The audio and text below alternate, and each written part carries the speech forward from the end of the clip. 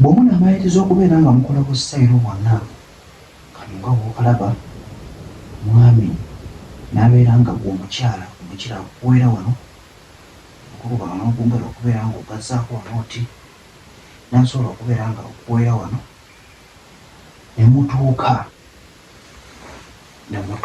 ku ntikko gy'olaba okubeera nga omukyala omutandise bulungi ng'ate mucommunicatinga munaye ku mwami togenda kumenyeka. Bino bye bagamba mbu olina okubeera nga omukazi omusinya lwawunzi nnyingi nedda mukwano si bwe kiri. Osobola okumusinya lwawundi emu naye ng'olina obugambo wedda bw'omugamba ng'omuzina, ng'olina obwedda gy'omutandikamu ng'omuzina, ng'olina engeri gy'onyolamu ekiwato, ng'olina engeri gy'omutunuuliza eriiso lino.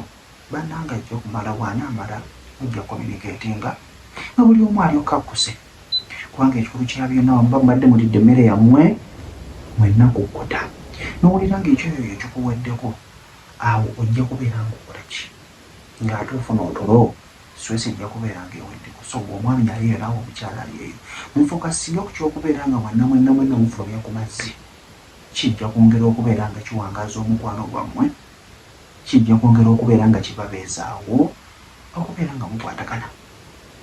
Kasongoyire awo kajja nakugamba last time nti oba teweegasse olaba obusungu bungi, naye mukwano bw'omaliriza okubeera ng'ofulumya ku mazzi buli kimu kijja vaayo nga bwekyagala. Ojja laba ng'emirembe kitandise okubeerawo, ojja kulaba ng'emirimu gyo gitambula bulungi. So okwegatta kirungi, era bw'oba olina gweweegatta naye weegatte, stress ejja kubeera ng'evaawo. Kansubire nti ofunyemu ekyokuyiga. Kojja Ntambise muto, kyonna ky'obuuza okumentinga wansi awo. Mbeere bulungi, mba friend.